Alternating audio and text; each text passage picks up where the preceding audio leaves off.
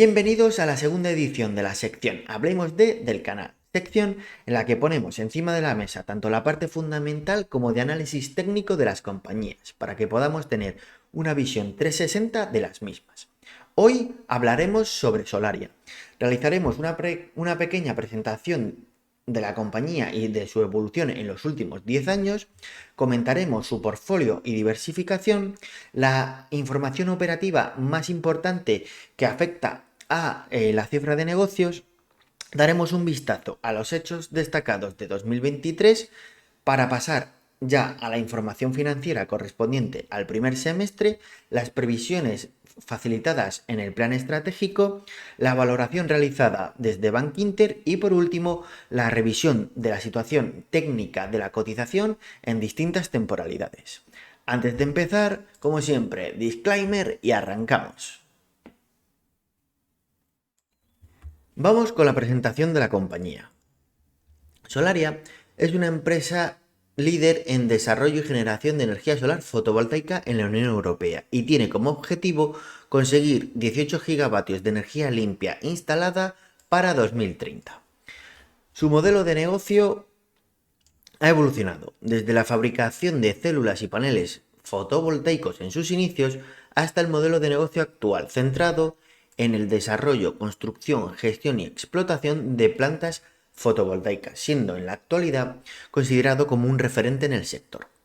Solaria es la matriz de varias sociedades independientes, que cada una de ellas opera una planta solar fotovoltaica, es decir, que tienen sus propios ingresos, gastos y deuda financiera. Por tanto, detrás de cada una de estas empresas se encuentra el activo que genera ingresos recurrentes y que nutre a Solaria con dividendos, dotándole de recursos para conseguir mantener el crecimiento. En cuanto a la financiación de los proyectos, esta se articula a través de Project Finance, que es una modalidad de financiación a largo plazo que tiene como objetivo el impulso y desarrollo de los proyectos concretos. Por tanto, esta deuda queda acotada a la evolución de los mismos. A diferencia de lo que es la financiación corporativa, el perímetro del Project Finance se queda en el activo, por tanto, en las plantas fotovoltaicas, siendo deuda sin recurso a la matriz, es decir, no lastra el balance y además queda acotada a el proyecto en cuestión al que va destinado. Por otro lado, Solaria hace los desarrollos de sus proyectos in-house, realizando las labores de EPC y la operación y mantenimiento de sus instalaciones o plantas solares, reduciendo así el coste de inversión y explotación. En cuanto a la parte de la venta de energía, lo realiza a través de dos modalidades. La primera de ellas, PPA o Power Purchase Agreement, que es un contrato de venta de energía a largo plazo con un precio pactado. Y la segunda modalidad, a mercado. En estos momentos, Solaria se encuentra diversificando sus líneas de negocio y lo está realizando a través del desarrollo de proyectos de almacenamiento energético hibridado con instalaciones de energía eléctrica a partir de energía solar fotovoltaica y a través de la hibridación de las instalaciones fotovoltaicas con otras energías, principalmente la eólica. En cuanto a la evolución en línea temporal, vemos, como comentábamos, que ha nacido en 2002, especializada en la fabricación de paneles solares. En 2007 da el salto a la Bolsa de Madrid. 7 años después, en 2014, da el giro al modelo de negocio, dejando de fabricar los paneles solares y centrándose en la generación de energía fotovoltaica.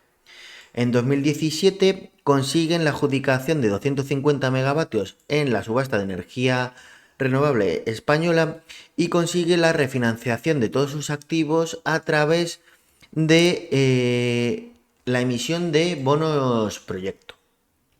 Por su parte, en 2018 elaboran un plan estratégico cuyo objetivo es la instalación de 1,3 gigavatios para finales del 2021.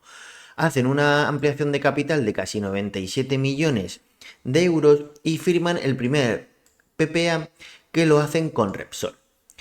Para 2020 Solaria da el salto al IBEX 35, concretamente en octubre del 2020. Por su parte, 2021 trae una actualización del plan estratégico, en el que ya establecen como objetivo la instalación de 18 gigavatios para 2030. En 2022 han conseguido la máxima calificación para la categoría de ESG, pasando del rating A a AAA. Y además consiguen el hito de haber conseguido tener en operación 1000 megavatios, es decir, 1 gigavatio. Y por último, en 2023 actualmente se ha realizado la actualización del plan estratégico. A continuación comentaremos brevemente la evolución de la compañía en los últimos 10 años. La cifra de negocios ha pasado de 35 millones en 2012 a cerrar el 2022 con una cifra de 139 millones. En cuanto al resultado de explotación o EBIT, pasamos de unas pérdidas en 2012 de 17 millones a cerrar el 2022 con un EBIT de 122 millones. En cuanto al resultado antes de impuestos, pasamos de unas pérdidas en 2012 de 26 millones, alcanzando las mayores pérdidas en 2013 con 75 millones de pérdida, para cerrar con 101 millones de beneficio antes de impuestos en 2022. Por su parte, el beneficio neto en 2012 se cifraba en 24 millones de pérdida, alcanzando la mayor pérdida en 2013, llegando a los 78 millones y cerrando el 2022 con un beneficio neto de 90 millones. En cuanto a la capacidad en operación, vemos cómo se ha multiplicado por 20 desde 2018, pasando de 75 a la actualidad en 1.658 millones, lo que supone un incremento con respecto a 2022 de casi el 66%. En cuanto a las ventas, vemos como de 2018 a 2022 se ha multiplicado por 5, llegando a los 139,3 millones de euros. En cuanto a los beneficios por acción, se ha conseguido un incremento de 4 veces, pasando de 0,18 en 2018 a un cierre en 2022 con unos beneficios por acción de 0,72. Y además, el flujo de caja operativo se ha multiplicado por 7, pasando de 16 millones en 2018 a 114,5 en 2022. Veamos ahora el portfolio y la diversificación de la compañía. Lo primero que hay que comentar es que nos informan que esperan superar los 18,5 gigavatios, lo que supone superar el objetivo de 2030 establecido en 18 gigavatios, lo que es muy positivo. En cuanto a las áreas geográficas, detallan España, Portugal, Italia y Alemania. En el resto del mundo están englobando Grecia y Uruguay. En cuanto al desglose de los megavatios, se realiza en operación y construcción, fotovoltaica solar bajo desarrollo y eólica bajo desarrollo. Por tanto, España supondría en total 9.876 megavatios, Portugal superaría los 577, Italia alcanzaría casi los 2.437 megavatios, Alemania 5.600 y el resto del mundo superaría levemente los 23 megavatios. Nos informan que los nuevos catalizadores del crecimiento son la diversificación geográfica de Italia y Alemania y la diversificación tecnológica por la hibridación, es decir, por la inclusión de la energía eólica en el negocio. Se han incluido 89 megavatios en Portugal e incrementado de 1.200 a 3.000 megavatios en España. En cuanto a la evolución de cada una de las áreas geográficas, vemos cómo los principales proyectos, España y Portugal, han alcanzado 2/3 del objetivo para 2025 de 6,2 gigavatios. En cuanto a Italia, se ha cubierto el 50% de los 5 gigavatios establecidos como objetivo para 2030. En Portugal, el 56% del gigavatio establecido como objetivo para 2030, es decir, han superado los 63 megavatios en operación y poseen más de 500 bajo desarrollo. Por su parte, en Alemania se han establecido 5.600 megavatios como posible capacidad, ya que tienen 4.400 hectáreas megavatio evaluadas y 1.200 hectáreas megavatio que se encuentran bajo negociación. En cuanto a la hibridación, el pipeline se sitúa en 3 gigavatios, teniendo 1,2 gigavatios ya solicitados en España y Portugal, y adicionalmente se espera que 1,8 gigavatios sean solicitados en los próximos 6-12 meses. En cuanto a la cartera PPA, tenemos 1,5 gigavatios totalmente operativos, se detalla la capacidad, los años y la fecha de terminación de cada uno de los proyectos, teniendo solo en venta a mercado el 20%. Ha llegado el momento de revisar los datos operativos de la compañía. En primer lugar, comentaremos la capacidad, que se ha situado en 1526 megavatios hora, lo que supone una mejoría de más de un 52%. En cuanto a las ventas de energía, se han alcanzado los 74 millones, lo que supone un incremento de casi el 15%. En cuanto a la producción de gigavatios hora, se han alcanzado casi los 1003 gigavatios, lo que supone un incremento superior al 56%. Y como punto negativo, el precio medio de la energía, ya que se ha cifrado en el entorno de los 74 euros el megavatio hora, lo que supone un decremento superior al 26%. Se nos informa que en septiembre el precio del megavatio hora se ha cifrado en 82 y que actualmente se encuentra en los 83, fijándose dicho precio para el último trimestre del 2023. Para 2024 se estima en 87 y para 2025 en 67. En cuanto a los costes de los módulos fotovoltaicos, se ha conseguido un decremento del 40%, estableciéndose actualmente en 0,13 euros el vatio. Por su parte, se ha conseguido un decremento del 33% de los costes logísticos y de transporte, cifrándose en 9 céntimos el vatio en el último trimestre de 2022 y actualmente se ha bajado a 6 céntimos el vatio, reduciendo un 75% los costes logísticos y un 21% los de transporte. Veamos cuáles han sido los principales hechos destacados de este 2023. El 26 de enero se nos informa que ha obtenido las declaraciones de impacto ambiental favorables para casi 4.000 megavatios de su cartera. Entre los proyectos se encuentran Cifuentes Trillo, Garoña y Villaviciosa.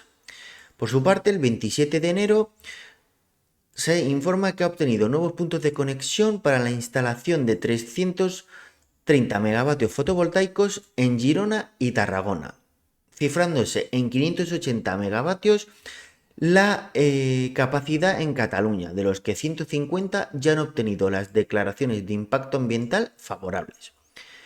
Por su parte, el 2 de marzo conecta con éxito a la red eléctrica su complejo fotovoltaico de Cifuentes Trillo de 626 megavatios. Y el 9 de marzo de 2023 nos informa de la obtención de la declaración ambiental favorable para sus plantas de Casal de Baleira y Vale Pequeño ubicadas en Portugal, por una capacidad total de 375 megavatios. Por su parte, Solaria nos informa de que ha conseguido un acuerdo preliminar para la evaluación y potencial financiación de 1.700 millones de euros para la construcción de 5,6 gigavatios de proyectos. Estos proyectos se desarrollarán en España 4.845 megavatios, Italia 382 megavatios y Portugal 375 megavatios. En cuanto a los hitos del Real Decreto 23/2020, con fecha 25 de abril, se reciben las autorizaciones administrativas previas para todos los proyectos incluidos en el segundo hito del Real Decreto 23/2020, entre los que se incluyen Garoña y Villaviciosa. En cuanto a los PPA, el 19 de julio presenta o comunica la compañía que ha firmado con la compañía Shell una opción de extensión del plazo del PPA de 300 megavatios a 3 años a partir del vencimiento en 2030, consiguiendo además una mejora del 10% del precio actual de venta de la energía. Y por último, el 27 de julio nos informa de que ha llegado a un principio de acuerdo con el Banco Santander y el Banco Europeo de Inversiones BEI para la financiación a largo plazo de 1.085 megavatios. articulándose bajo la modalidad de Project Finance por un importe de 515 millones. A continuación revisaremos la información financiera correspondiente al primer semestre del 2023. Empezamos por el importe neto de la cifra de negocios, que ha alcanzado los 84,56 millones, lo que supone un incremento del 24%, debido al incremento de producción generado por las nuevas plantas fotovoltaicas. El total de ingresos alcanza los 99,56 millones, lo que supone una mejoría del 32%. Los gastos de personal se incrementan un 43% hasta los 7 millones, debido al incremento de plantilla media que ha tenido que llevar a cabo la empresa para continuar con su proceso de expansión. En cuanto a los gastos de explotación, se cifran en 3,7 millones, lo que supone un incremento del 48%, derivado principalmente de los costes devengados por las nuevas plantas.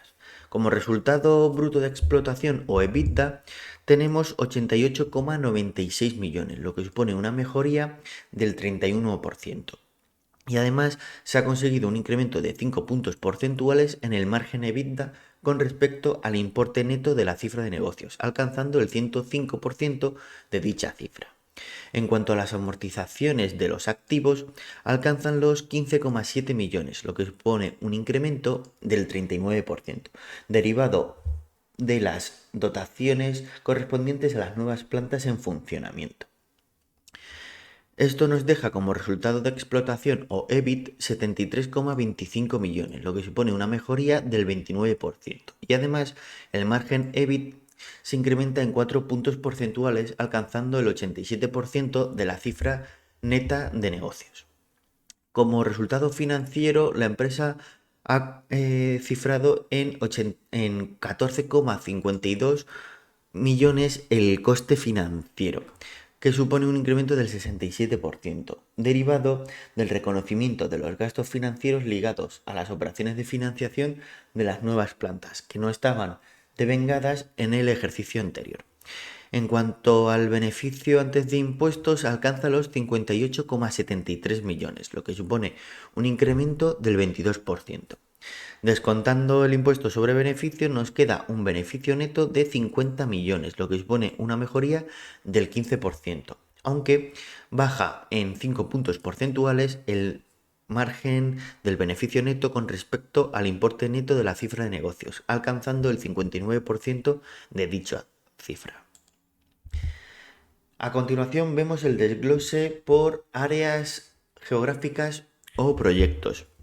Por no extenderme, comentaré brevemente solo que todos los segmentos son rentables, dando beneficios antes de impuestos, y que España supone 48,34 millones, Italia 1,78, Uruguay 357.000 euros, Portugal y Grecia 2,16 millones, y que el consolidado se ha alcanzado 58,73.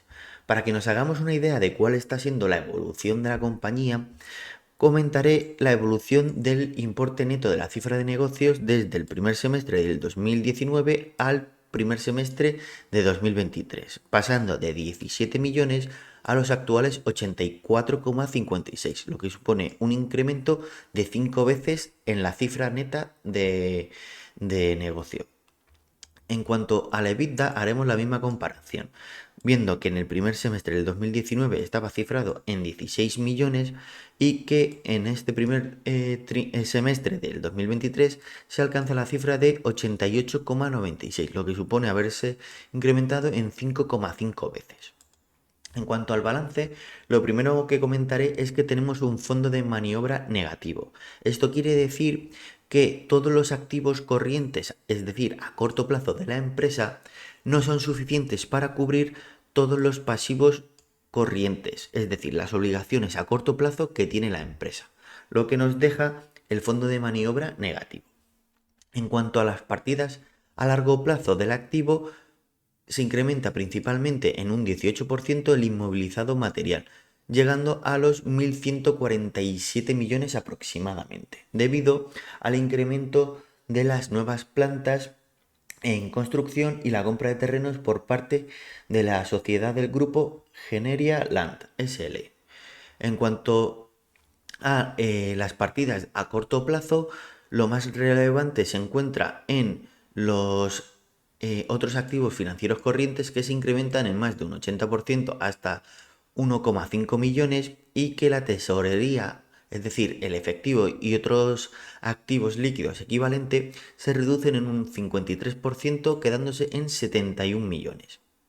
En cuanto a las cifras de pasivo y patrimonio neto, comentar que el patrimonio neto se incrementan las ganancias acumuladas en casi un 100%, llegando a los 104 millones.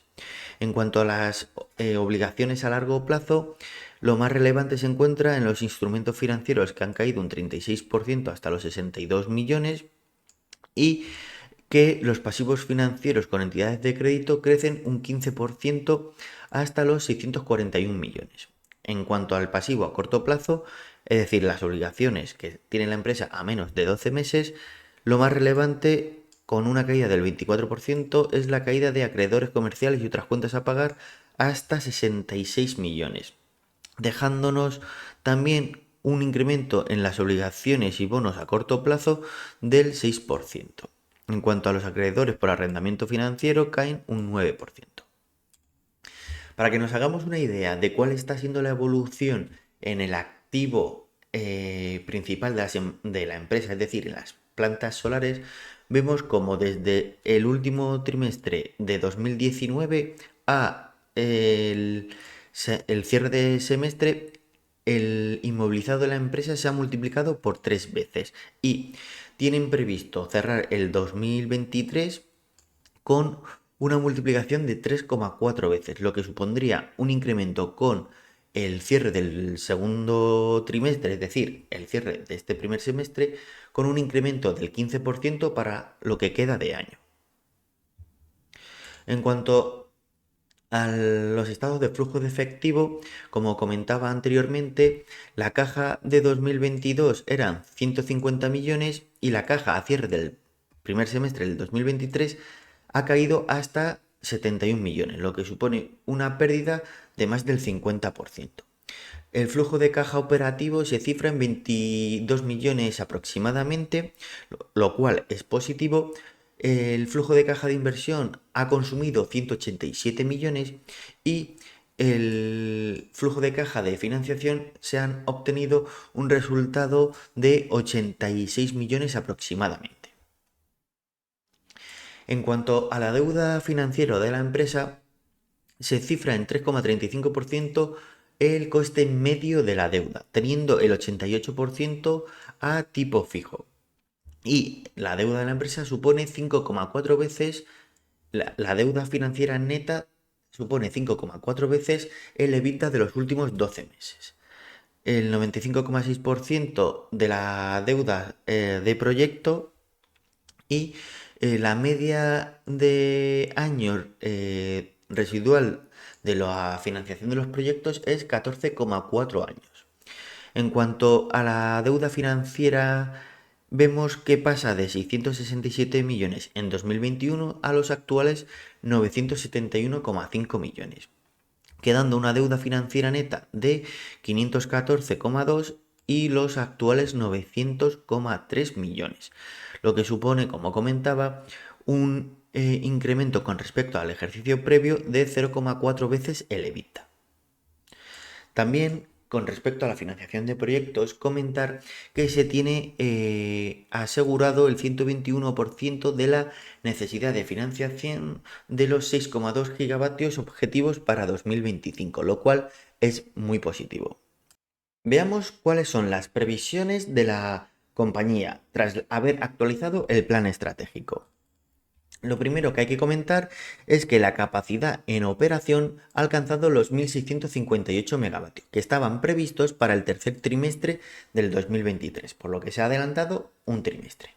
Como pequeño punto negativo, para 2023 el cierre se cifra en 2.013 megavatios, lo que supondría una reducción de 35 megavatios con respecto a los 2.048 que tenían establecidos anteriormente.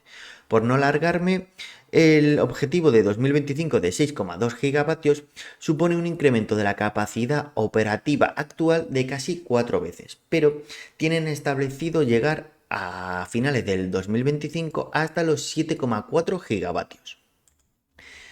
En cuanto al guidance de EBITDA que ha facilitado la compañía, comentar que estiman que para 2023 se alcanzará un EBITDA de 200 millones, lo que supone un incremento del 36% con respecto al EBITDA de 2022, que se cifraba en 147.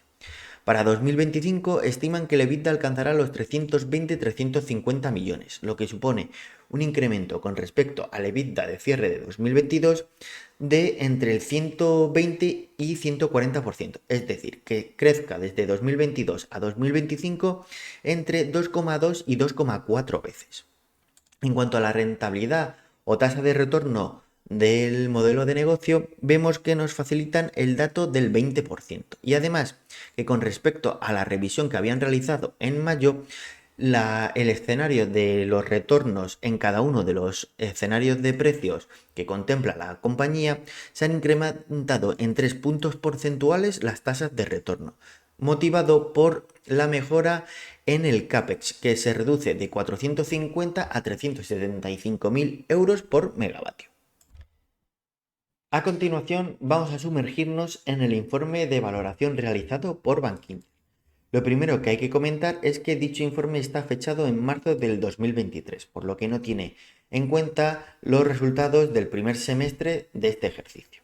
También comentar que el punto de partida son los resultados anuales de 2022 y que la estimación llega hasta 2027. En cuanto a las ventas, consideran que alcanzarán los 380 millones, lo que supone un incremento de casi el 173% con respecto a la cifra de ventas de 2022. El EBITDA, por su parte, alcanzaría los 330 millones y el resultado de explotación o EBIT 222 millones, dejándonos un beneficio antes de impuesto superior a 145 millones y un beneficio neto atribuible superior a 109 millones. Por su parte, el beneficio por acción pasa de 0,72 euros por acción en 2022 a 0,87 en 2027, lo que supone una mejoría del 21%. Muy interesante tener en cuenta que en 2026 consideran que las inversiones dejarán de ser necesarias, dejándonos un flujo de caja libre a partir de entonces positivo. También comentar que los recursos propios pasan de 343 millones en 2022 a casi 850 en 2027, lo que supone un incremento superior al 147%. A continuación comentaremos los métodos de valoración que han realizado. El primero de ellos ha sido el modelo de descuento de dividendos, dejando un valor de equity a diciembre del 2023 de 2.312 millones, lo que implica un precio objetivo por acción de 18,50. En cuanto a la tasa de descuento utilizada, ha sido de 5,25 y consideran que a partir de 2055 llegarían los activos a estar operativos 15 años más, es decir, llegando hasta 2070. En cuanto a la valoración de suma de partes, por no alargarme, no las comentaré una a una, pero se establece un valor para cada uno de los activos de la empresa, dejándonos un valor de empresa total de 3.153 millones con los 6.200 megavatios objetivo. Descontando la deuda financiera neta, nos deja un valor de capital o equity de 2.311 millones y un precio objetivo por acción de 18,50. A continuación comentaremos los 3 escenarios para ver cuál de ellos podría ser más probable. El primero de ellos es el escenario base, con un precio objetivo de 18,50, teniendo como escenario una potencia instalada en 2026 de 6.200 megavatios y pago de dividendos a partir de 2032. Hay que comentar que la potencia instalada para 2025 que tienen actualmente prevista, según hemos visto anteriormente, se cifra en 7.400 megavatios, por lo que este escenario parece que se nos quedaría corto. En cuanto al escenario positivo, alcanzaría los 23,10 euros por acción con una potencia instalada en 2026 de 7.700 megavatios, que como he comentado, esta potencia instalada se alcanzaría prácticamente en 2025. Por último, el escenario negativo nos deja un precio de 12,80, pero parece que no sería muy probable, ya que, aunque sí se podrían producir retrasos en la construcción de las plantas solares, la inflación de costes que se podría contemplar para que se diera este escenario, hemos visto que en este primer semestre del 2023 se ha conseguido una reducción tanto de los costes de los módulos fotovoltaicos solares como de los costes de logística y transporte. Por tanto, parece que en este entorno el escenario más probable, bajo mi punto de vista, sería el entorno positivo, dejándonos un precio objetivo por acción de 23,10 euros. Por último, pero no menos importante, vamos a revisar el aspecto técnico de la cotización en distintas temporalidades. Empezaremos por la temporalidad mensual y vemos claramente cómo la SMA 50 está ejerciendo como resistencia en el entorno en estos momentos de los 15,20. En caso de superación, siguiente punto de control o resistencia, la SMA 20 en los 17,35. Muy relevante el incremento de volumen que se ha producido en este mes de septiembre con los indicadores al alza y el estocástico que se encuentra todavía en niveles de sobreventa, por lo que tenemos recorrido de sobra en caso de superar la SMA 50 para buscar un movimiento de ataque hacia la parte media del rango de lateralización en construcción. En caso de que se produjera dicho movimiento, podría terminar buscando el MACD el giro al alza y dando un corte sobre línea cero apoyando dicho movimiento. También comentar que podríamos estar ante una estructura de lateralización y este evento que se está produciendo aquí podría ser el evento de sacudida o sprint de esta estructura mayor, confirmándola como una estructura acumulativa. Pero para ello debe reingresar en la estructura y mostrar fortaleza iniciando un ataque a la parte media del rango. En temporalidad semanal vemos cómo la SMA 20 parece querer definirse como soporte y como puntos de control o resistencias tenemos a la SMA 50 y SMA 200 y en caso de superación SMA 100 en el entorno del VPOC de la estructura mayor. En cuanto al volumen, muy relevante el incremento que se ha producido esta semana con los indicadores al alza, pero vemos como el estocástico ya se está acercando a niveles de sobreventa, por lo que quizá todavía le quede trabajo que desarrollar en este zonal. Por último, en temporalidad diaria, vemos como en el entorno del último mínimo donde la cotización consiguió reaccionar, ha llegado finalmente el rechazo esta semana, aunque el cierre se ha producido justo sobre el VPOC de esta estructura, es decir, el punto de mayor negociación, que podría actuar como soporte. Volumen muy relevante en las dos últimas jornadas, aunque el decremento entre uno y otro también lo ha sido. Tenemos los indicadores al alza con recorrido de sobra para desde aquí buscar un nuevo ataque de intento de superación de la SMA 200, que no lo pondrá fácil y ejercerá como resistencia. Además, este ataque podría contar, en caso de producirse, con el apoyo del MACD cortando al alza sobre línea cero.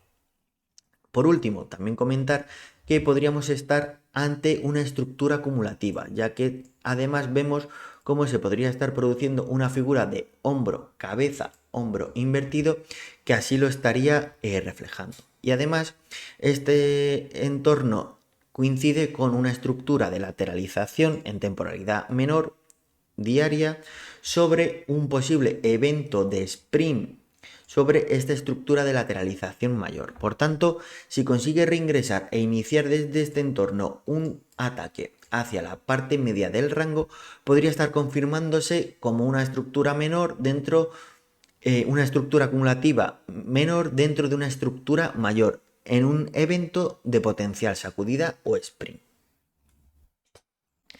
Y hasta aquí la revisión de Solaria. Espero que te haya gustado y sobre todo que te haya sido de utilidad. Si así ha sido, te agradecería que lo compartieras en tus redes sociales, grupos de Telegram o foros de bolsa en los que participes. También animarte a que te suscribas si no lo has hecho ya y que active las notificaciones para que no te pierdas ninguno de los vídeos que vaya compartiendo. También me gustaría que me dejaras en comentarios tu opinión sobre esta sección, posibles ideas para mejorarla o acciones que consideras que sería interesante que trajera. Muchas gracias y nos vemos en el canal.